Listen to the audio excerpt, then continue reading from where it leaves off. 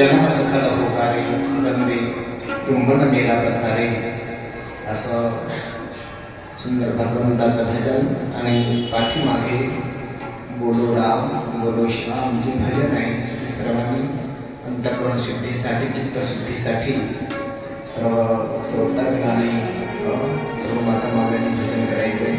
दादा सर्व मंदिर आपण सर्वांनी पाठीमागे म्हणायचं. बोलो राम बोलो राम बोलो राम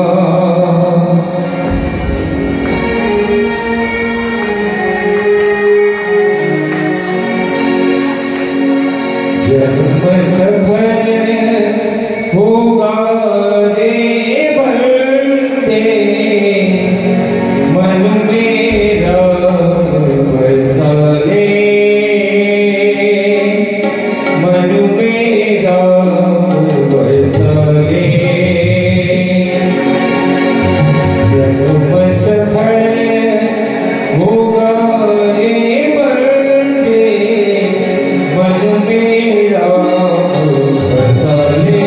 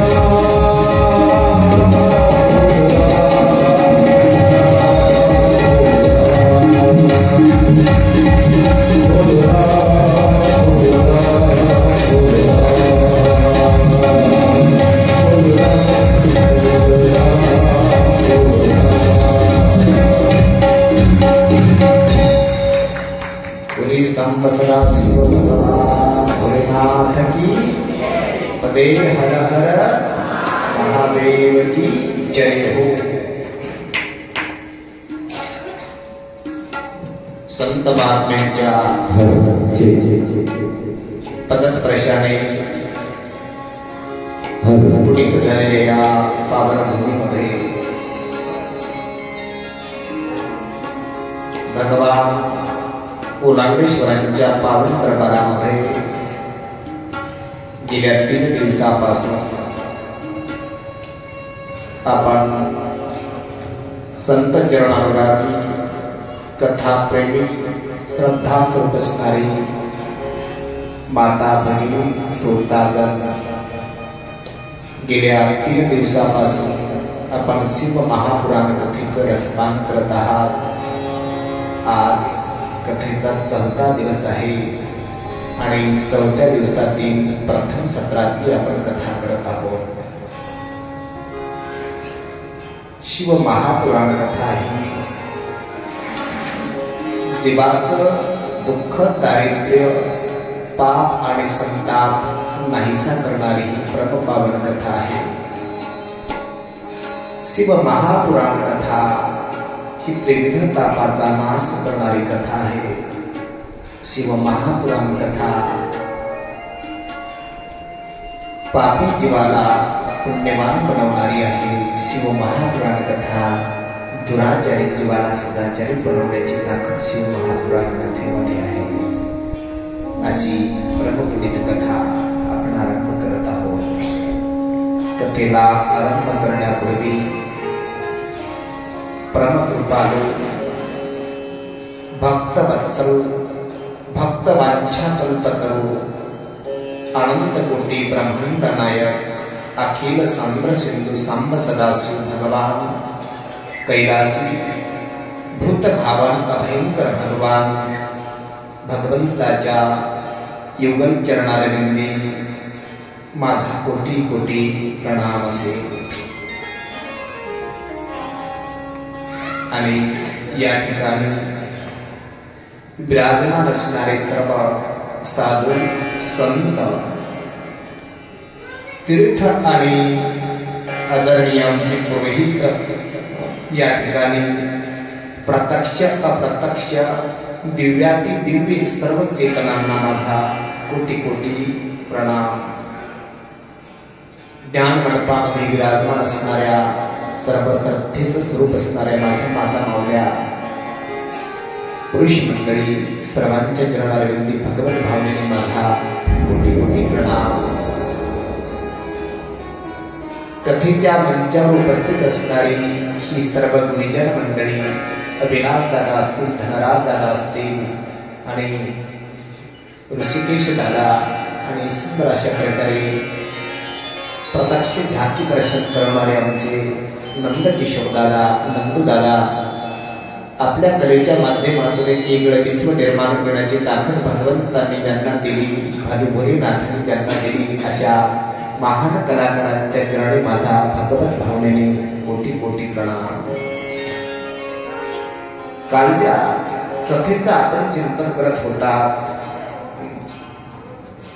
भगवंताची कथा अनंत आहे, भगवंताचे गुण अनंत आहे, भगवंताचे स्वरूप अनंत आहे, अगणित आहे, अमर्याद.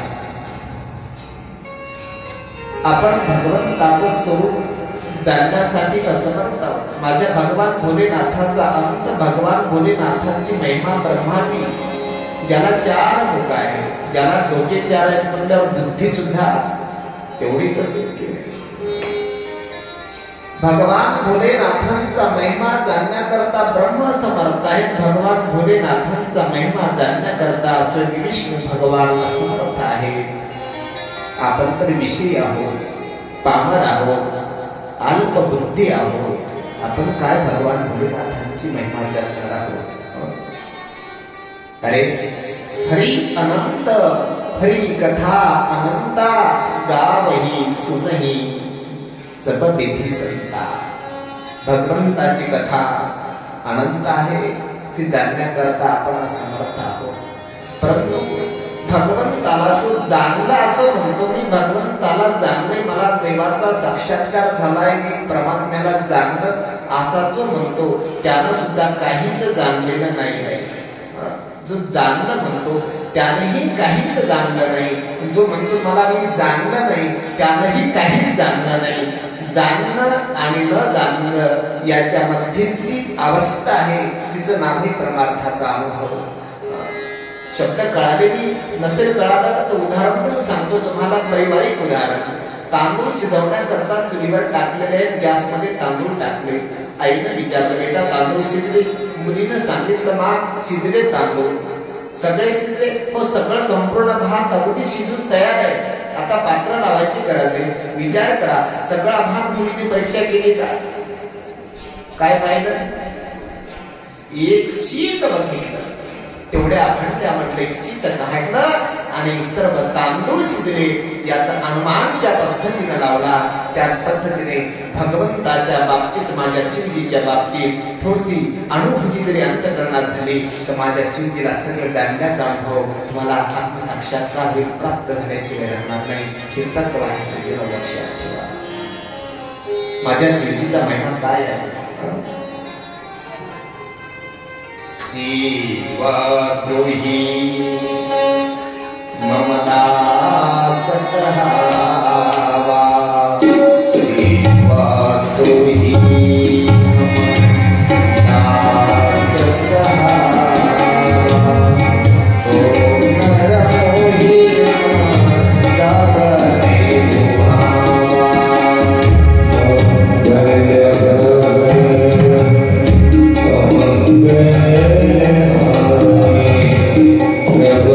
सोनर मोही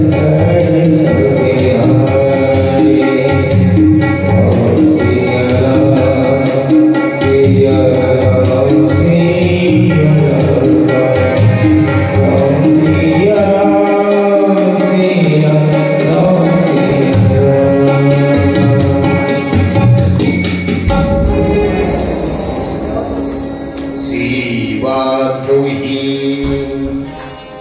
लुभावा, विष्णू सांगते शिवद्रोही ममदास कहावा, सोनर मोहिमा सबने लुभावा, मंगला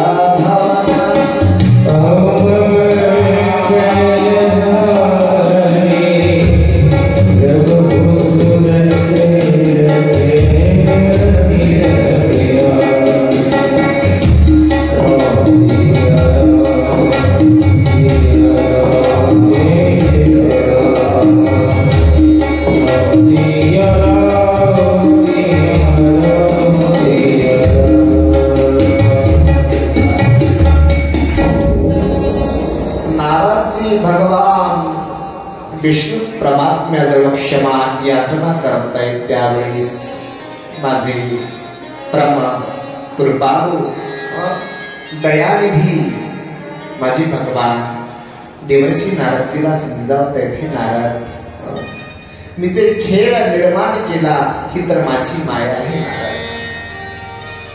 आई जसं लेकरावर प्रेम करते हे ना नारद, तेवढा तुम्हाला आवडत आहेस.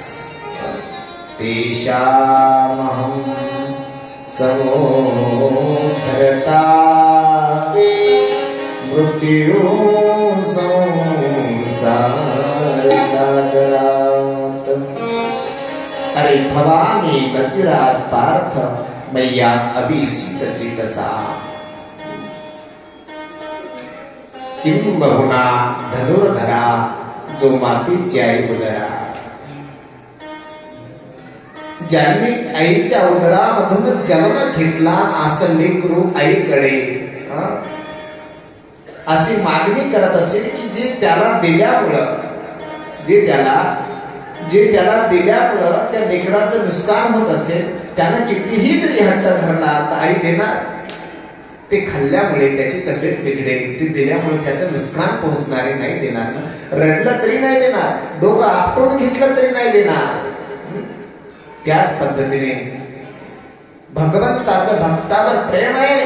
भगवंताला शाप सहन करायचं काम पडलं तरी चालेल, पण नारदाला अहंकार होणं मात्र माझ्या भगवंताने काय. अरे भगवंताच्या समीप गेलेला जीव, भगवंताच्या आश्रित झालेला जीव, भक्तीमध्येही जरी थोडा अहंकार झाला तरी तुमचं पतन होऊ शकतं. लक्षात ठेवा, पतन होऊ शकतं, उद्धार होऊ शकत नाही. पूर्वीच्या काळामध्ये आमच्या माता मावल्या जात्यावर दळण दळत असताना एक सृष्टीचे सुद्धा असं चक्र आहे, असं मी सहज म्हणून दाखवीन मुखाने. भगवंताचं जे चक्र आहे ते तसंच आहे, दळल्यासारखं आहे.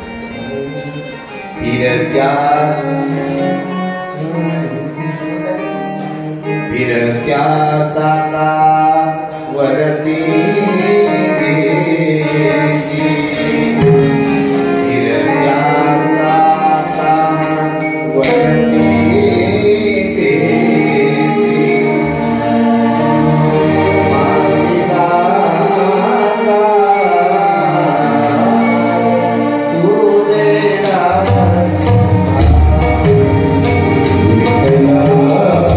तू वेडा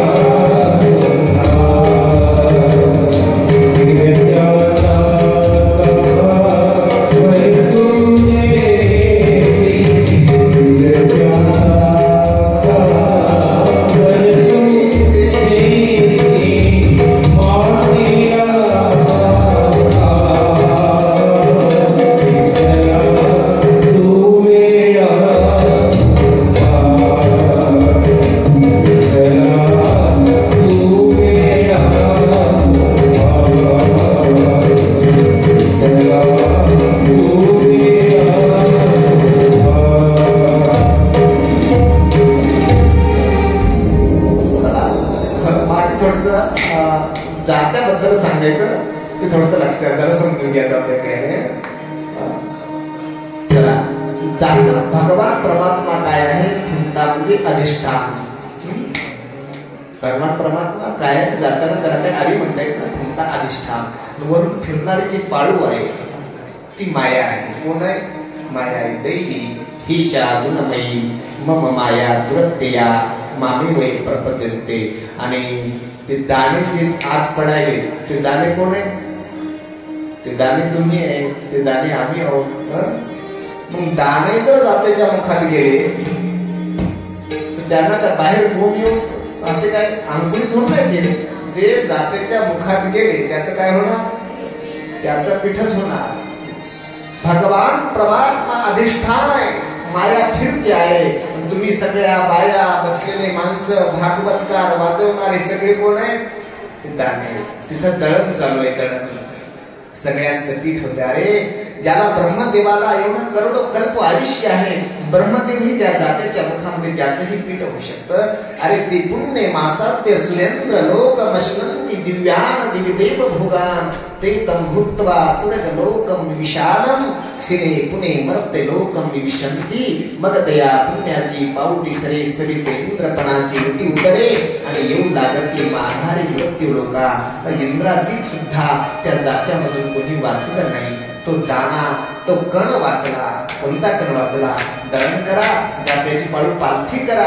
आणि जातं साफ करत असताना खुंट्याच्या शेजारी काही जागा असते शिल्लक. आता जाते तर राहिलेच नाही ना. जाते काय झाले? गेले नाही. जाते जाते झाले. जाते आता फक्त लग्नाच्या वेळेस जातं मांडत. लग्नाच्या वेळेस त्याला काय म्हणतात? नाही म्हणतात त्याला. आमच्याकडे आता ते तुमचं बंद झालं असेल. आमच्याकडे लग्नाच्या वेळेस आता आजही जातं मांडतात. ते 4-5 काय गाणे म्हणतात. रुसला नवर देव घडी मागतो हाताल, बोलवा नवरीच्या बापाल, रुसला नवर देव पाराल गेलं उस, नवरी पाहून झाला पुस. असं गाणे म्हणायचे. आता ते जाते, आता ते जाते जाते झाले. खुंट्याच्या जवळ जो दाना, त्याचं जे अंकुचित टोक असतं ना, ते जर खाली झालं, जातं पाळू किती फिरू द्या, त्या दाण्याला धक्का लागत नाही. मनुष्यानाम सहस्रेषु कश्चित् यतति न सिद्धये. अरे हजारामध्ये एक विरळा अद्वैत दुसरी विरळा जाणे.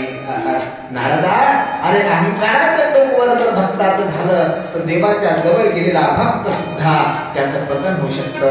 अरे म्हणून नारदजी, आम्ही तुम्हाला विनंती करतो, तुम्ही आमची माफी नका मागू, आम्हाला क्षमा मागू नका.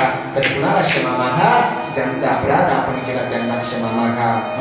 कुणाचा? तर भवानी शंकर वंदे श्रद्धा विश्वास रूपिणो याभ्याम विना न पश्यन्ति सिद्धः स्वान्तस्थमीश्वरम्. वंदे बोधमयं गुरुं शंकररूपिणीं यमाश्रितो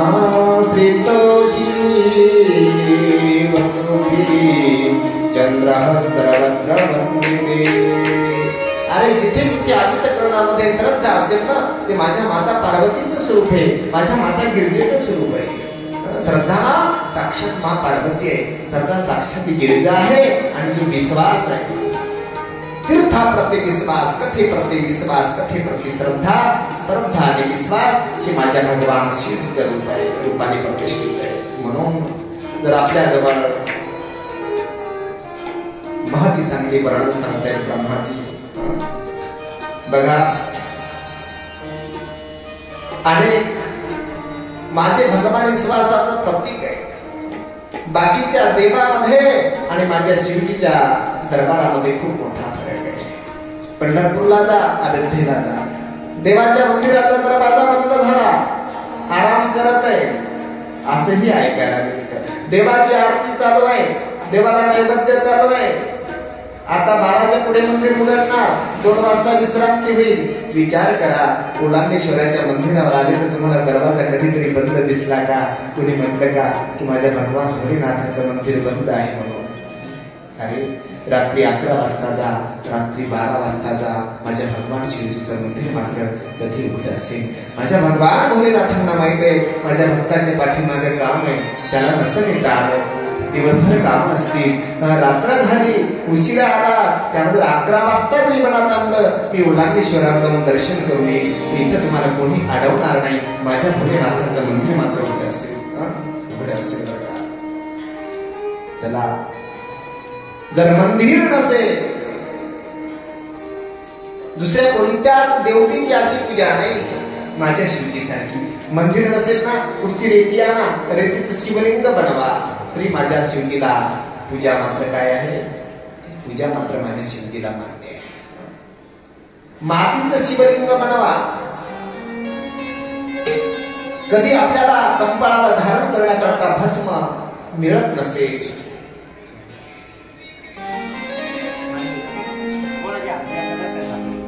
आमची दिसायला आमची कशी तुमच्या असतात. तर बघू आता, गोपाळ कृष्ण हे तर भोलेनाथाची कृपा आहे. आमची गाडी कडे चार तर आमची रस्ते चला असं बघू आपण. ब्लॉकेट जर असं कोणाची असली तर सांगून देऊ, आमची नसली तरी सांगून देऊ.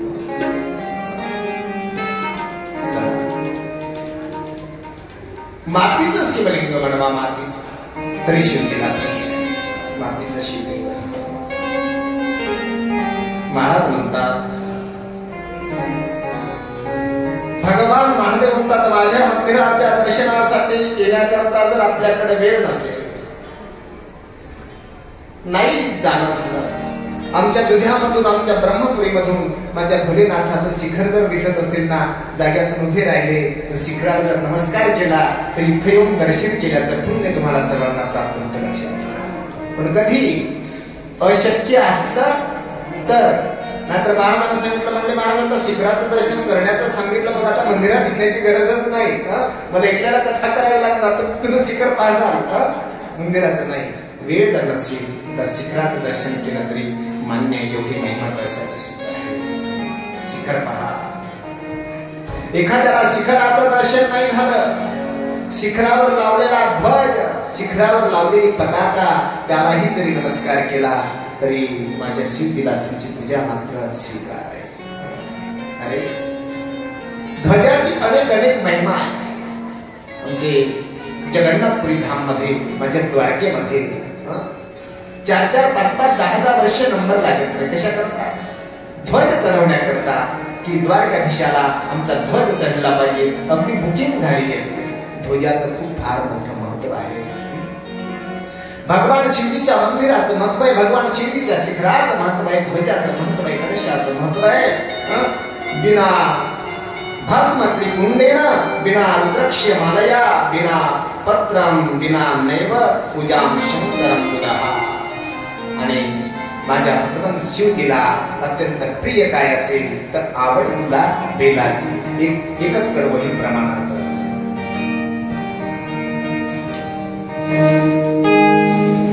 हे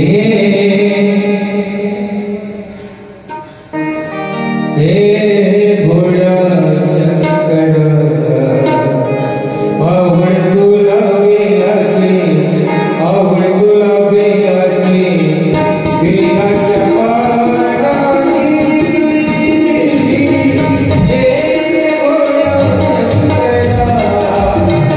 हे भोळा शंकरा,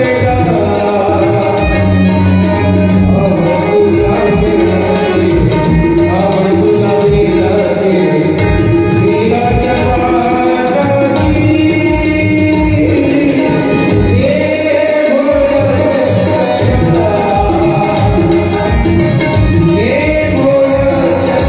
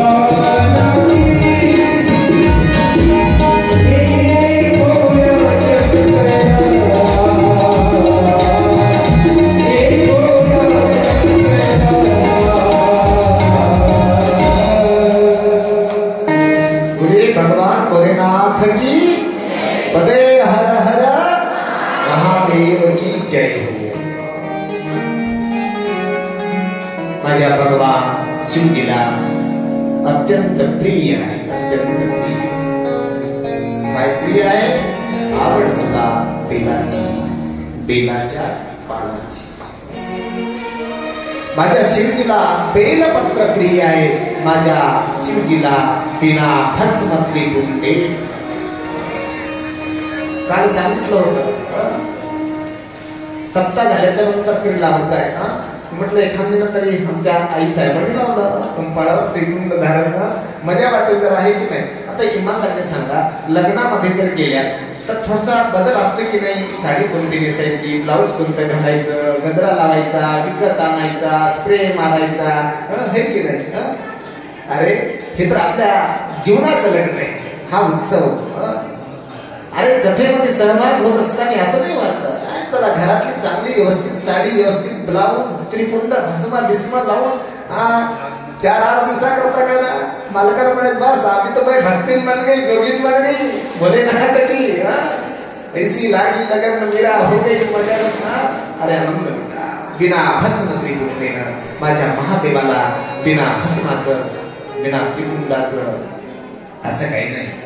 कोणी म्हणणार महाराज आम्ही रामप्रभूची भक्त, वल्लभाचार्याचे असतील, असं काही नाही. कोणी भस्म लावा, कंपाळावर तिलक धारण करा, चाय एखादं वल्लभाचार्य तिलक लावा, कोणतंही लावा, पण मनुष्याचं कंपाळ ही तिलक ही नसावं.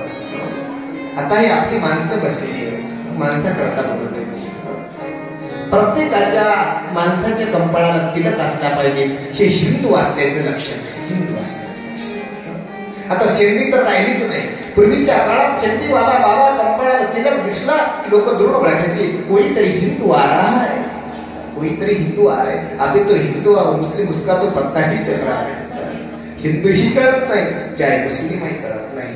आई रे बेईमान दुनिया आई रे, अरे माँ बाप को कोई नहीं माने, माँ बाप को कोई नहीं माने, औरत को बहुमान.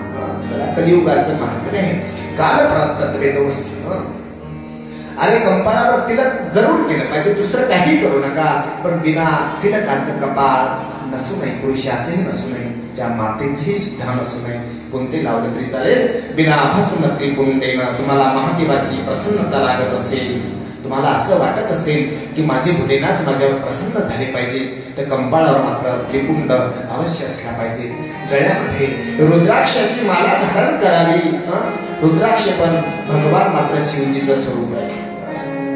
ज्यावेळेस साधनेमध्ये भक्तीच्या प्रेमात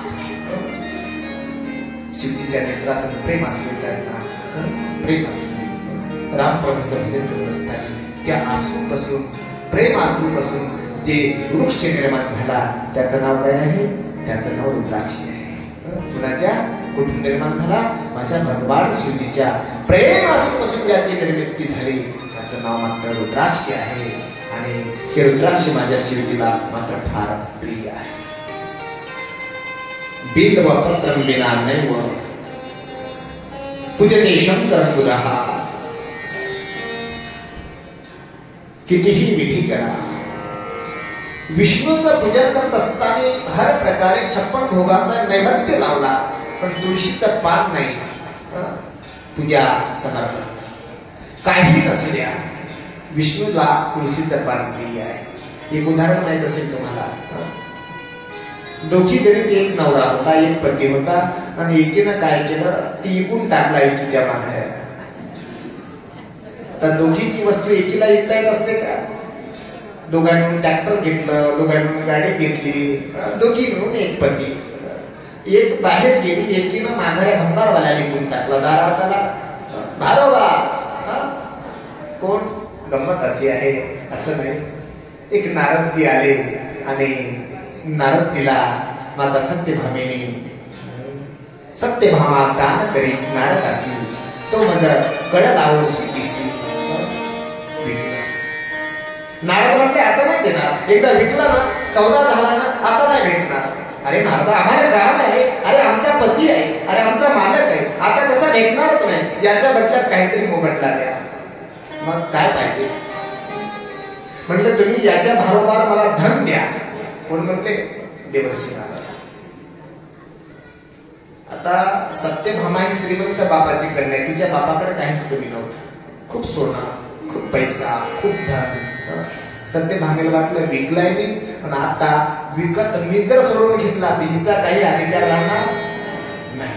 मी आता धनाच्या बाबतीत लगेच घरात गेली, बॅगा भरून आणल्या, कशाच्या? सोन्याच्या. एकीकडून देवाला बसवलं, एकीकडून सोनं टाकलं.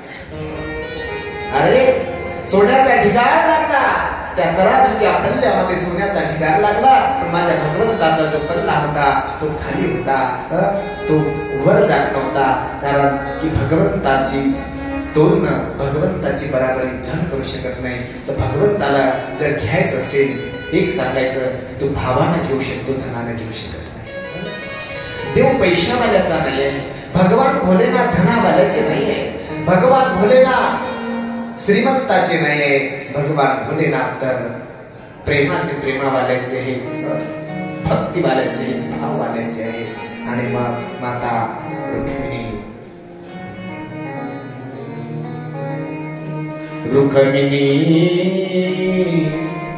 तुम्ही स्वस्त कशा बसल्या, उठावा की चला. रुक्मिणी, तुम्ही स्वस्त कशा बसल्या, उठा की चला.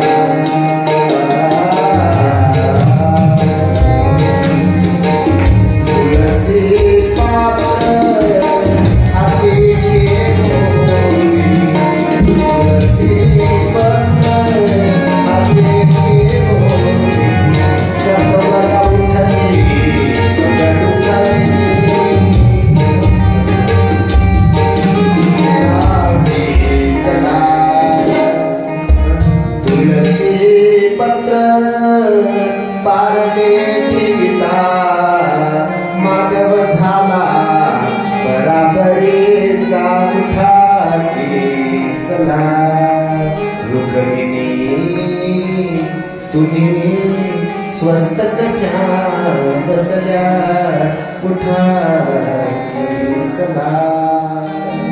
सत्यभामा सोन्याच्या बदल्यामध्ये देवाला घेऊ शकत नाही.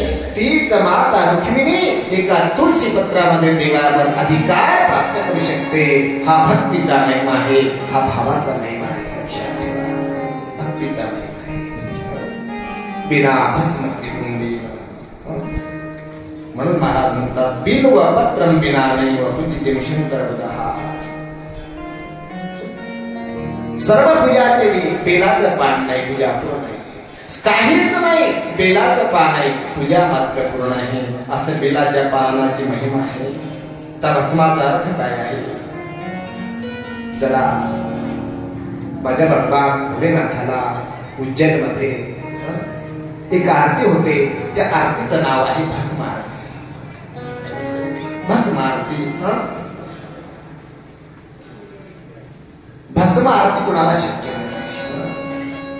चित्ता भस्म, मेलेल्या माणसाची रक्षा, मेलेल्या माणसाची प्रेताची राख अगदी वस्त्रगाळ करून माझ्या भगवान महाकालेश्वरावर काय अभिषेक केला जातो. चला भस्माची महिमा आहे. आणि आमच्या इथे सर्वाधिक बेलाच्या पानाची माहिती आहे. बेलाच्या पानाचा महिमा आहे. ऐका, जगाच्या पाठीवर शिव महापुराण सांगते आहे जेवढे काही तीर्थ आहेत ना तेवढे कुठे राहतात? पुण्य तीर्थानी यावंती लोके पृथ्वीतन अपि तानि सर्वाणि तीर्थानि बिल्व मूले वसंती. जगाच्या पाठीवर गंगा, गोदावरी, काशी, अवंतिका, माँ सरस्वती, माँ गंगा, माँ नर्मदा, माँ तापी सर्व तीर्थ बेलाच्या मुळामध्ये मुळाजवळ निवास करत असतात. म्हणून बेलाच्या झाडाखाली बसून शिवनामाचा जप जरी केला तर अनेक तीर्थाचं पुण्य त्या साधकाच्या पत्रात पडतं असं शिव महाराज सांगितलंय. पटलं ते एखाद्या वेळी टाळी वाजवायचा.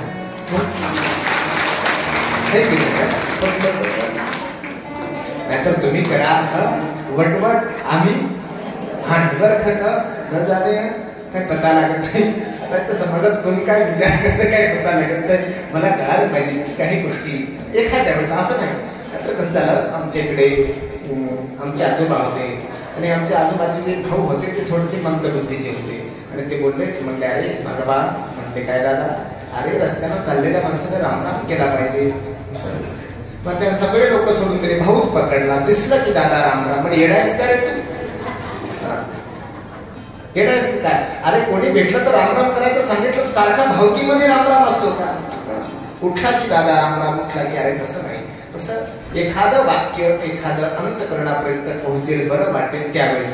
नाहीतर बस मी टाळ्या वाजवायच्या सांगितल्या म्हटलं की तुम्ही रट्टाच लावायच्या. शब्द म्हटलं की टाळ्या, शब्द म्हटलं की टाळ्या. तसं नको, कळायला पाहिजे. एका मिनिटात स्वतः भजन करा. ओम नमः शिवाय म्हणायचं. बोला. नमः शिवाय, नमः शिवाय, हरि हरि बोल. नमः शिवाय.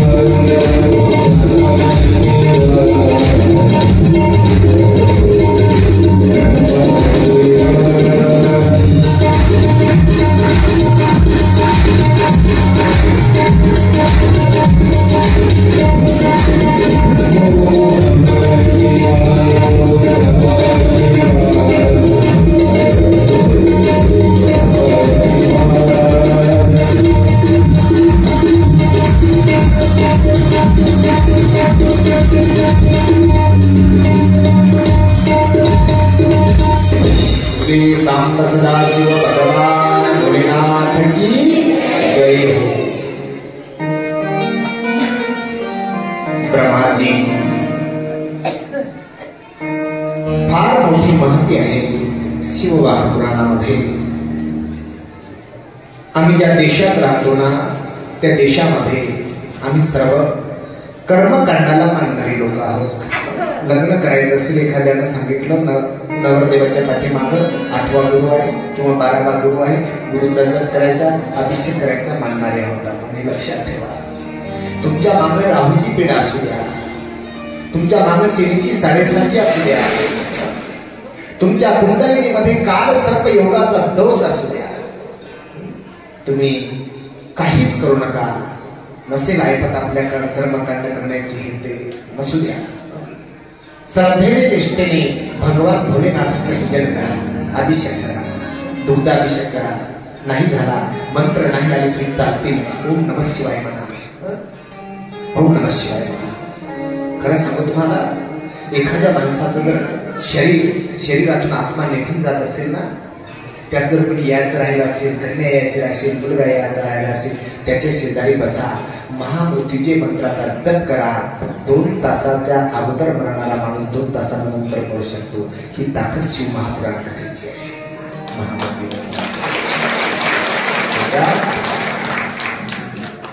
तुमच्या सगळ्यांचे मालक आले नाहीत, हे की नाही आले, पण त्यांना सांगा, मला माहित आहे प्रत्येकाकडे गाडी आहे, मोटरसायकल आहे.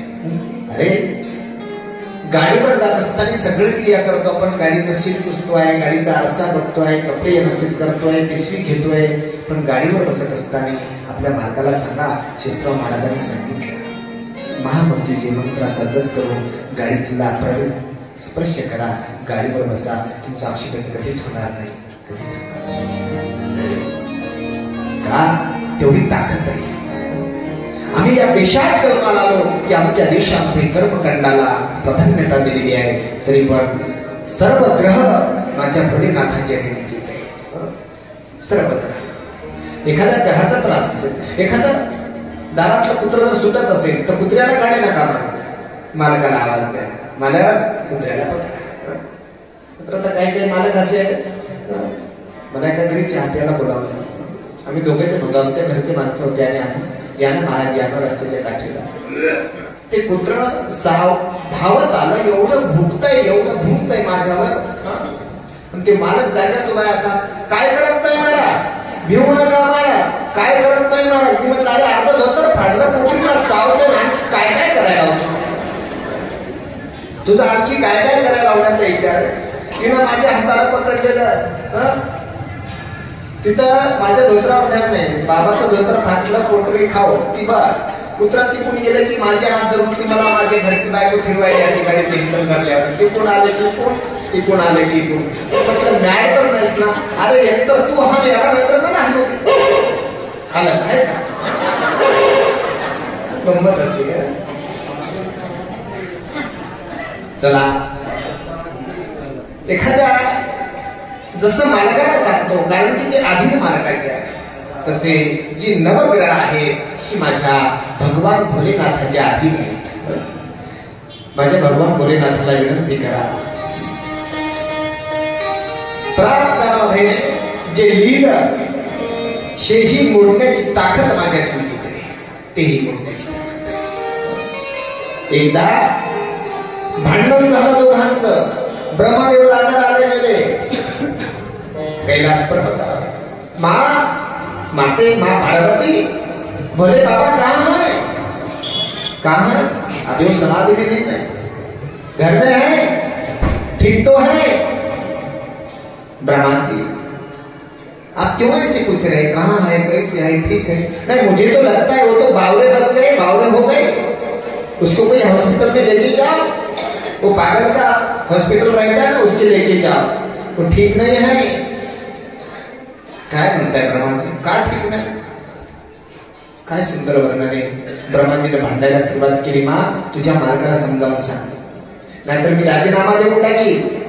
मी माझ्या पदाचा, एखादा तुमच्याकडे ब्रह्मा असला तर करा ते या, मला काय घेणं देत नाही ब्रह्मदेवाच्या पदाचं या. मी ब्रह्माचं पद सोडणार आहे. मा, कशासाठी ब्रह्माजी, कशासाठी, का रागावले ब्रह्माजी? मा, जिसके भाग्य लिपी ना मोरी सुख की निशाणी, मा ज्याच्या नशिबात मी भाग्याची निशाणी सुद्धा लिहिली नाही.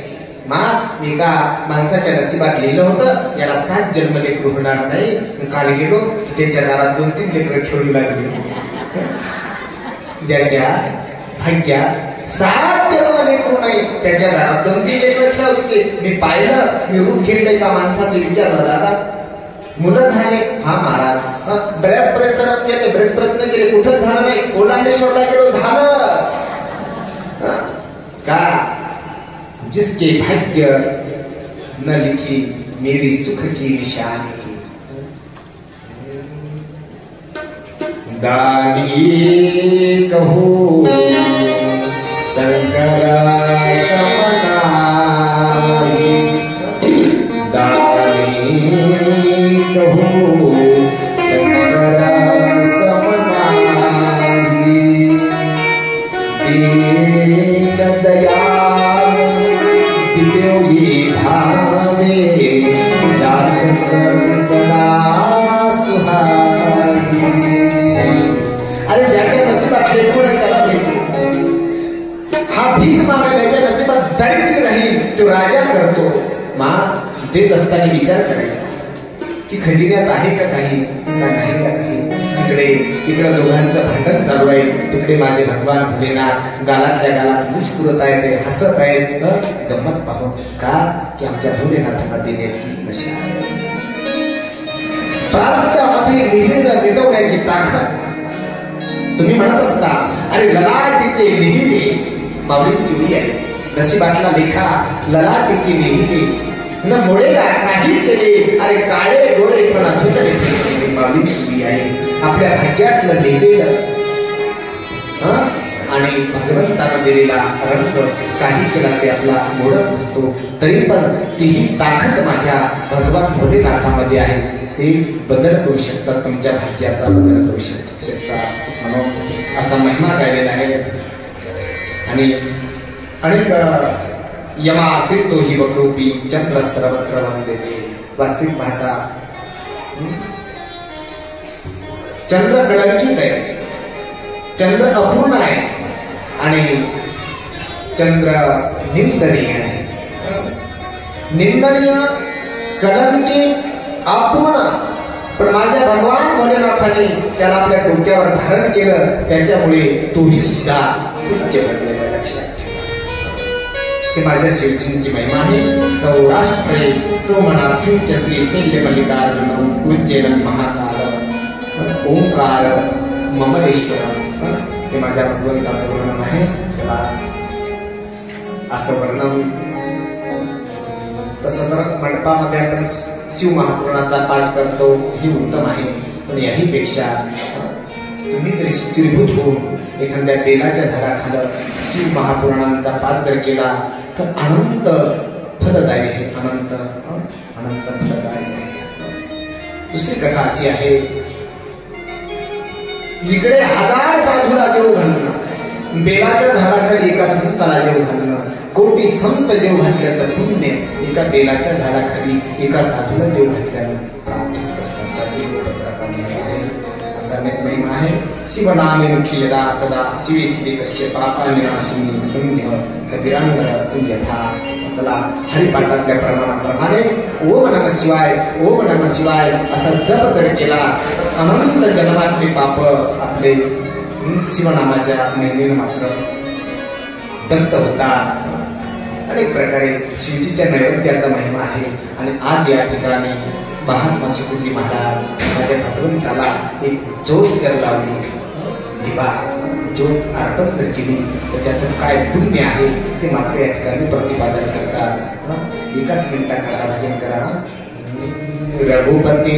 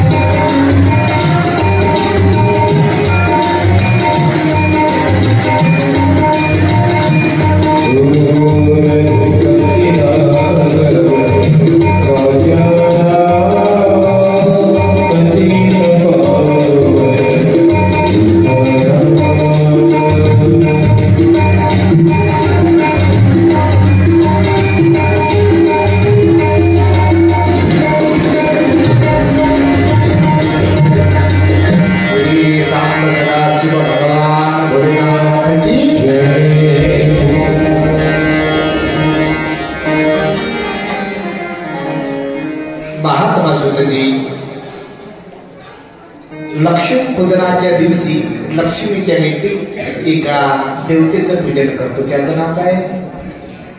कुबेर. तर कुबेराचा जन्म कसा, ती कथा या दीपदानाच्या दीप अर्पण करतो ना त्याच्या अनुषंगाने या ठिकाणी आलेले आहे. कापिल्य नावाचं एक गाव आहे. त्या गावाचं नाव कांपिल्य आहे आणि त्या कांपिल्य नावाच्या गावामध्ये सोमदत्त नावाचा सोमयज्ञ करणाऱ्या कुळात एक विप्र राहत आहे आणि त्या ब्राह्मणाचं नाव आहे यज्ञ. काय नाव आहे? यज्ञदत्त नाव आहे. यज्ञदत्त नाव. आणि ते यज्ञदत्त प्रत्येक निष्ठावान ब्राह्मण आहे. पूजा पाठ करणारे आहेत, निष्ठावान ब्राह्मण आहेत. आणि त्या यज्ञदत्त नावाच्या ब्राह्मणाला एक मुलगा आहे आणि त्या मुलाचं नाव आहे गुणनिधी. काय नाव आहे? गुणनिधी. निधी म्हणजे अपार गुण असलेला. परंतु नेमकं उलट झालं. नाव चांगलं ठेवलं, नाव गुणनिधी ठेवलं, पण एकही त्याच्याकडे चांगला गुण नाही. तर काही काही नाव असतात की नाही? बरेच नाव असतात. आता तुम्हाला तर कळतच नाही. तुम्हाला असं वाटतं आता असे मुलांचे नाव ठेवून द्यायचे, बस आपल्याला वाटतं आपलं बाळ म्हातारा होतच नाही. मुलीचं नाव ठेवलं पिंकी. काय ठेवलं?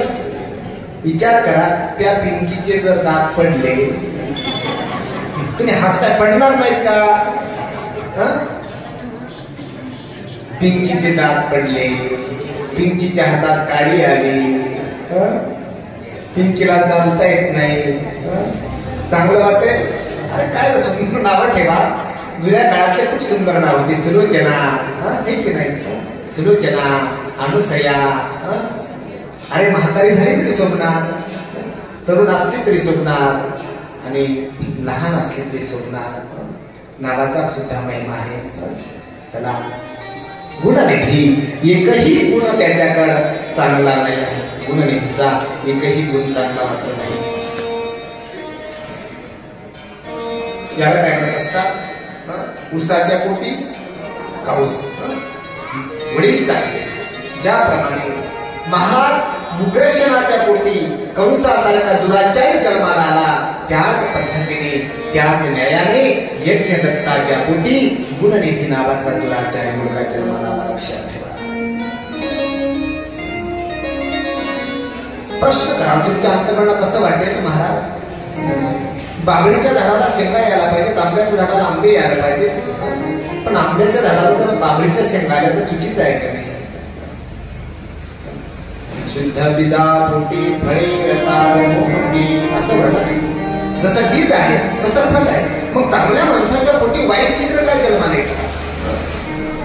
कधी कधी असंही पाहायला मिळतं, बाप पिणारा आहे, बाप खाणार आहे, पण मुलगा कीर्तनकार आहे. असे कुठे कुठे वडील कीर्तनकार आहे, मुलगा जुगारी आहे, मुलगा दिसणे. असं का? याच्याही पाठीमागे अध्यात्म आहे. काय अध्यात्म आहे? महाराज, आताच्या काळात का नाही काटलेले बिल्डिंग तर निघली. आताच्या काळात लेकरं सांभाळणं खूप अवघड झालं. मुलं खूप अवघड आहे. यांनी आम्हाला काय केलं? उभं अन्न लावलं. आता उभं आडवं मला कळत नाही, पण आमच्याकडे म्हणतात उभं अन्न कसं असतं, आडवं कसं असतं हे काही कळत नाही मला, पण आमच्या एरियामध्ये म्हणतात की महाराज या मुलांनी ना उभं अन्न लावलं म्हणतात. आम्हाला उभं अन्न लावलं. त्याचं कारण काय? कारण आहे? अरे ज्या परिवारामध्ये आई असेल, ज्या परिवारामध्ये आजोबा असतील, त्यांची तर विटंबना होत असेल. म्हातारी चहा मागते, म्हातारी जर वेळेवर चहा मिळत नसेल. वडील जेवणा करता त्रसताय, वडिलांना वेळेवर जेवण भेटत नसेल.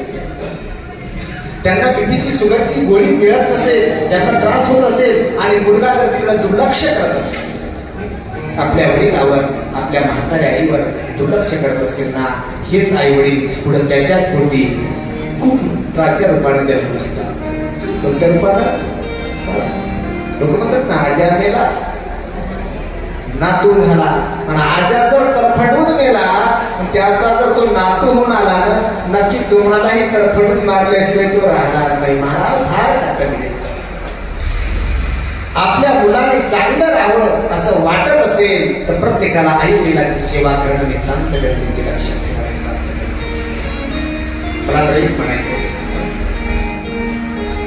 तुम्ही आता सुनानी सासाला आई म्हणायचं ठरवलं, पण मी म्हणतो सुनानी सासाला आई म्हणणं याच्यात सासूचं नुकसान आहे.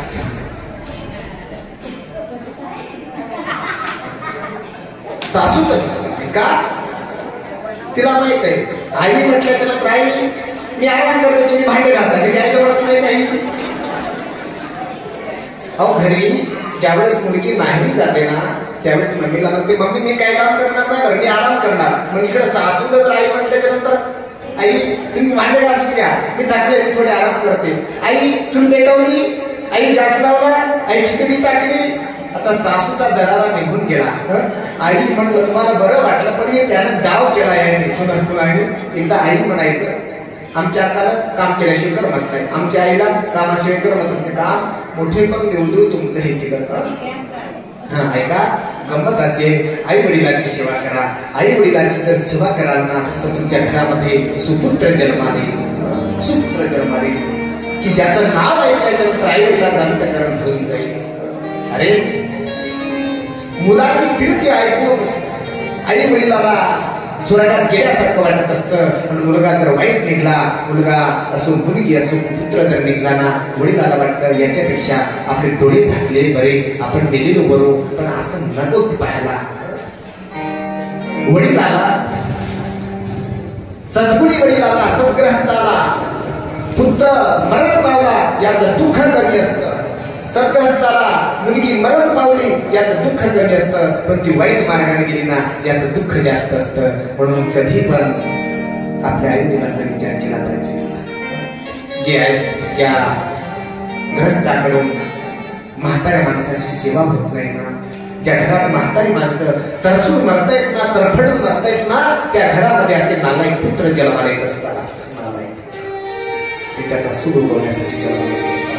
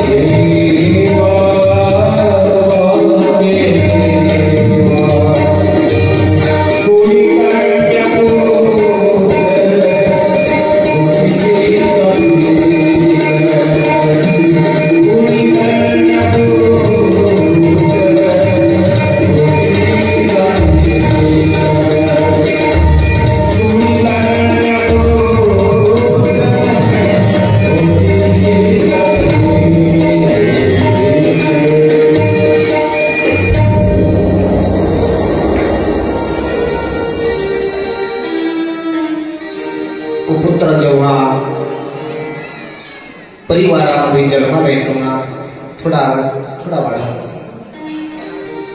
वडिलांना वाटतं आपण जगणं आता बरं नाही, आपण गेलं पाहिजे.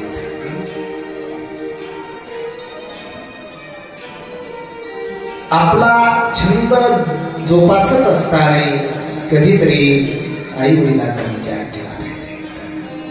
आपली आई काय होती, आपले बाबा कसे राहत होते. अरे हतो वा प्राप्यसी स्वर्गम, अपकीर्तीपेक्षा मरणापेक्षा अपकीर्ती वाईट आहे. पाप पृथ्वीपेक्षा भारी आहे, कलंक काजळापेक्षाही सुद्धा काळा आहे. म्हणून नेम आहे.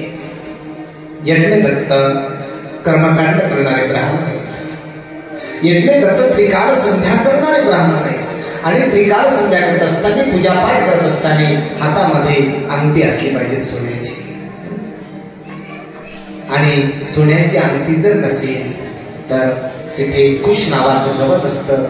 तुम्ही कधी पूजापाठ केला असेल तर ती ब्राह्मण देवता आपल्या हातामध्ये पवित्री धारण मंत्र म्हणून ती पवित्री घालत असतात.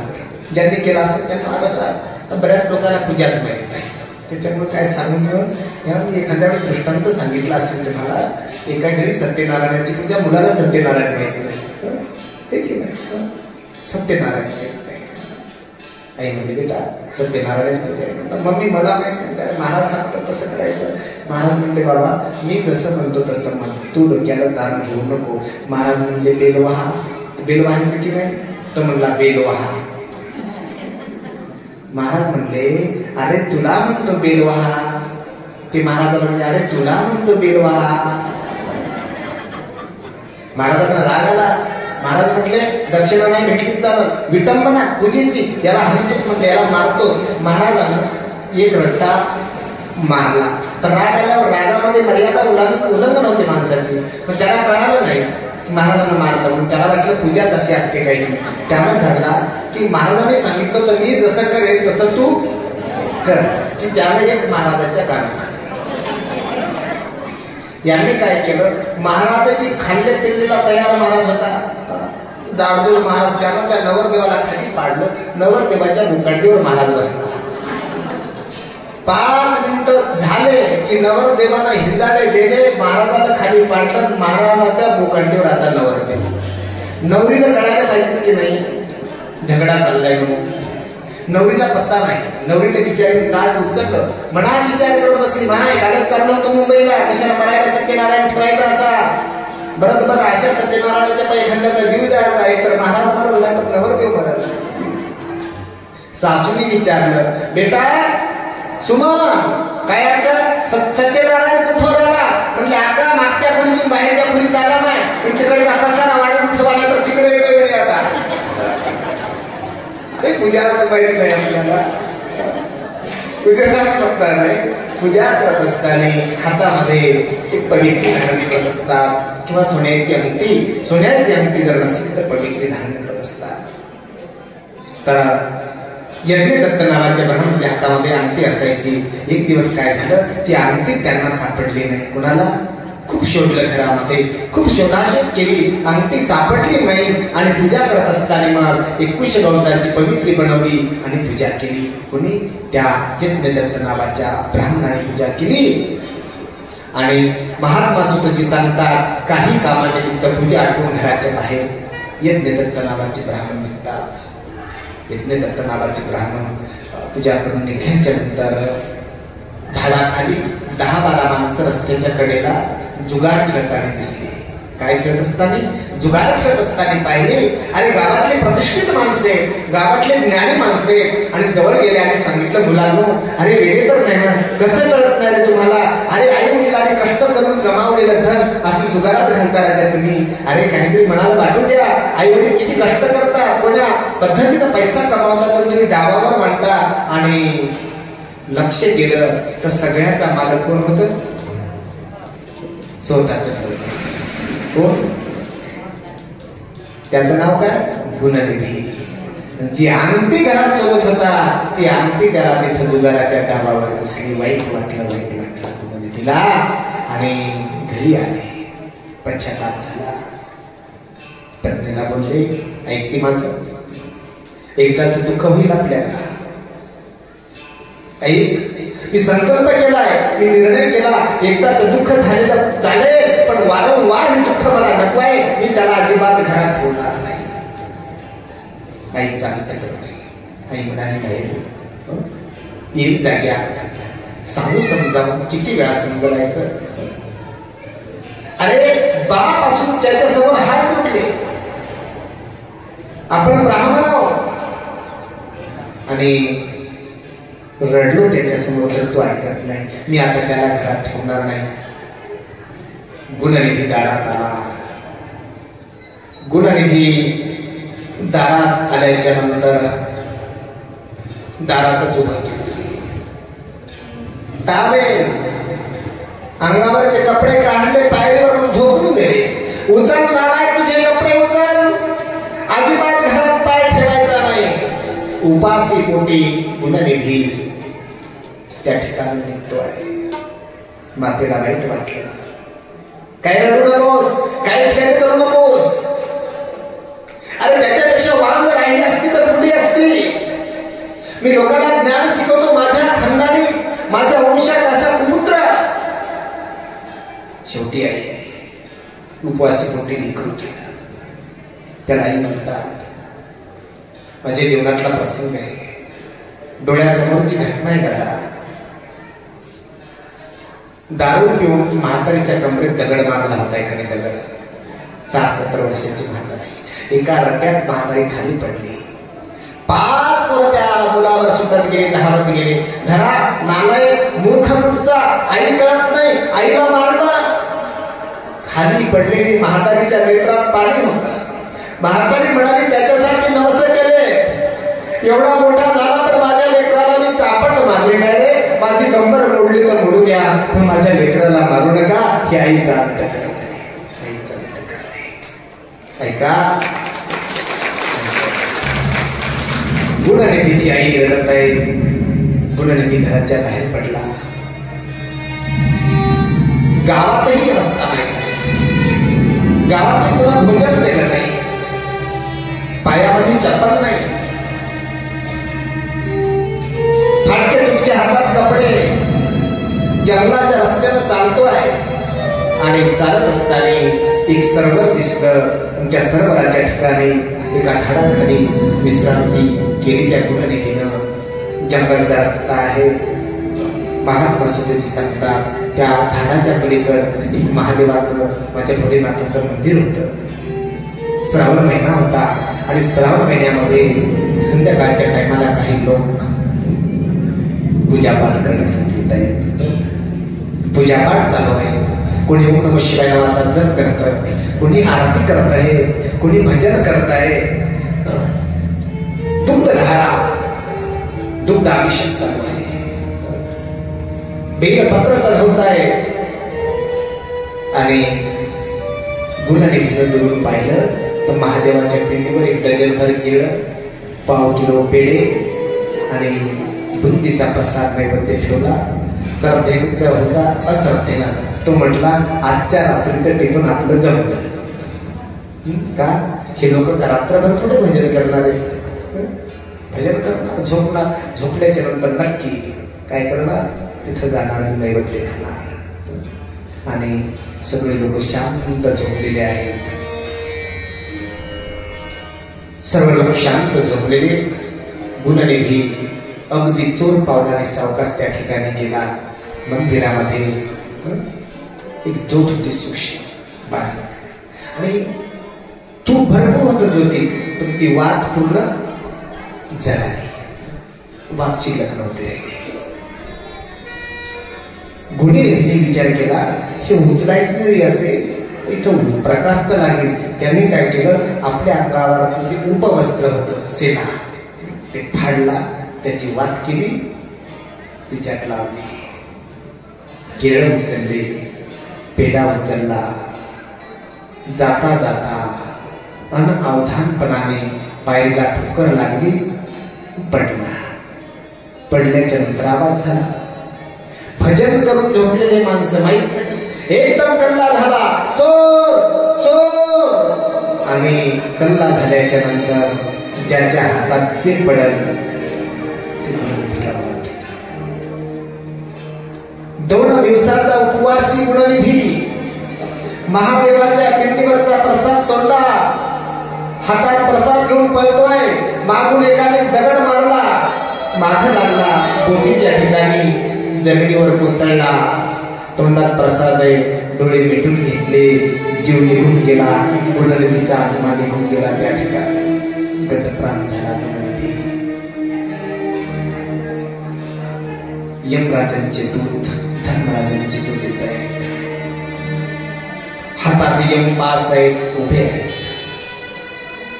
तेवढ्यामध्ये शिवजीचे दूत आले. महाराज धर्माचे दूत यमदूत म्हणतात हे आमचं आहे, आम्ही तपासली याची निष्ठ. अरे यानं आयुष्यात कोणतंच पुण्याचं कर्म केलं नाही, यानं आयुष्यात अख्खी पापं केलेली आहे. हा नरकाच्या लायकीचा आहे, हा नरकात जाण्याच्या पात्रतेचा आहे. त्यावेळेस शिवजीचे दूत उभे आहेत. कपाळाला त्रिपुंड लावलेलं जणू साक्षात शिवजी आहेत असे अवतार आहेत त्यांचे. सांगितलं अरे कळत न कळत कालपासून हा उपवास आहे. कालचा श्रावण सोमवार होता, अख्खा दिवसभर याला उपवास घातला.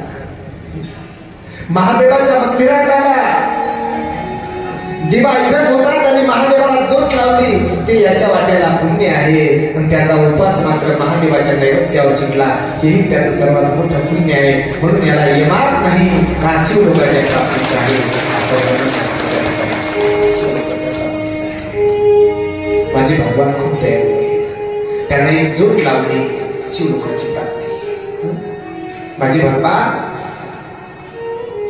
श्रीकृष्ण परमात्मा शिशुपालाला वध करत असताना चक्र सोडलं, त्यावेळेस करंगडीला लागलं होतं. करंगडीला काहीतरी लागलं होतं थोडस, आणि करंगडीला लागल्या कारणानं अर्जुन कुठं डॉक्टर शोधतात, कोणी वैद्य शोधतंय, कोणी औषधी शोधतंय. तेवढ्यामध्ये माझ्या माता द्रौपदीने काय केलं, साडीचा एक काठ पदर फाडला, हाताला बांधला. तोपर्यंत रक्तस्राव बंद झाला. माझे भगवान म्हणतात द्रौपदी तुला चिंधी दिली ना, वेळ जर पडली ना, कपड्याचा ढिगार लागली, ढिगार भगवंताला थोडं द्या.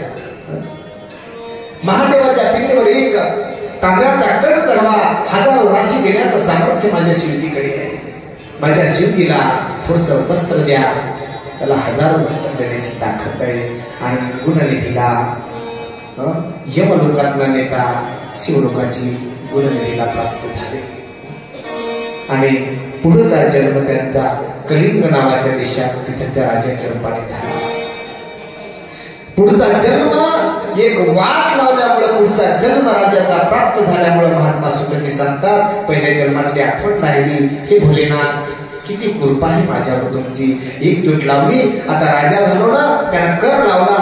गावातल्या प्रत्येक घरचा दिवा महादेवाच्या मंदिरात गेला पाहिजे. ज्याचा दिवा शिवजीच्या मंदिरात जाणार नाही त्यांना दंड करण्यात येईल असा निर्णय ठेवला. प्रत्येक घरचे दिवे जाऊ लागले. जेवढे महादेवाचे मंदिर होते तेवढ्या मंदिरामध्ये दीप प्रज्वलन होऊ लागलं. आणि पुढच्या जन्मामध्ये एवढं नगर दीपमय केलं. प्रत्येक शिवालयामध्ये दिवे लावले. त्याच्या पुण्याच्या प्रभावानं पुढच्या जन्मात माझे भगवान भोलेनाथ याच गुणनिधीला कुबेर नावाचं पद देतात आणि कुबेराचा अवतार देतात. असे कुबेराचं महात्म्य आहे. झालेली कथा शिवा या ठिकाणी थांबवू. 15-20 मिनिटाच्या विश्रांतीनंतर परत आपल्या कथेला आरंभ होईल. एकदा एका मिनिटासाठी भजन करा. शिव शंकरी को जिसने पूजा उसका उद्धार हुआ. शिव शंकरी को जिसने पूजा उसका उद्धार हुआ. ते काल